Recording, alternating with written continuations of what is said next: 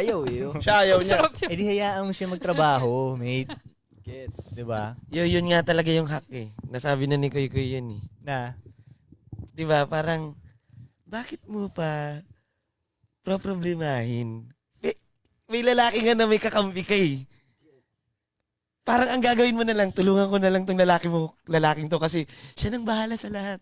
Hindi oh, kasi, basically, no? Ganun lang talaga siya Siya kadali. lang bahala sa lahat. Na parang, Ang weird niya eh. Sino mo, ino-offer na lang. pinipili nyo pang mahirapan, goddamn son. hindi yan pinipiling mahirapan.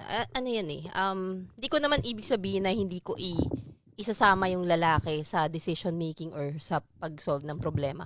Pero hindi ibig sabihin na ibibigay ko sa kanya lahat. Hindi ko gagawin yun. Kasi I'd feel selfish. Pero yun nga eh. Pero kasi if yun ang supposedly na nangyayari, then I guess I'm going to hell. Kaya nga tingnan mo, sa ginagawa mo yan, hindi nagfa-function. Na nakikialam ka sa problema ng lalaki, pang lalaki lang yun.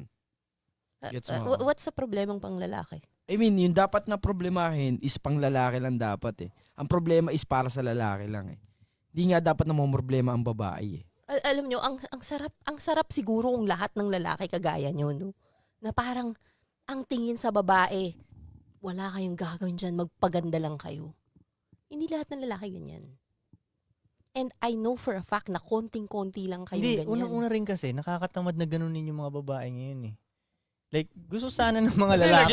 independent ka. Oh, tapos naririnig kitang naririnig ganyan. namin Isipin yan mo, eh. naririnig kitang ganyan. Di namin kayo kailangan. My God. di Magaganon din ako eh. My God, my God, my God. Nakakatamad na eh. Pero kung ang naririnig Mas sa'yo pipiliin ng ko ano, tuloy yung nakakaintindi sa akin na, ito, alright, gets ako nito. sa totoo lang, tama rin yung sinabi mo, hindi lahat talaga ng lalaki ganun. Ah, Yung pero sasabihin tama ng yun, problema. tama rin yung Totoo din naman yun. Kaya kailangan talaga maayos yung mapili mo. Hindi, yun na nga ang point. Di ba sabi niya, hindi lahat ng lalaki ganito.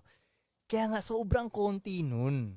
Pamatay ka konti nun. Ngayon, ang challenge Yun nga ang pa man ngayon. eh. Isa Diba yung pang kanina challenge sa ngayon sa kanila dinedefine nun, di natin ba? kanina? Sobrang konti nun. Yeah. Paano magkakagusto sa inyo yun?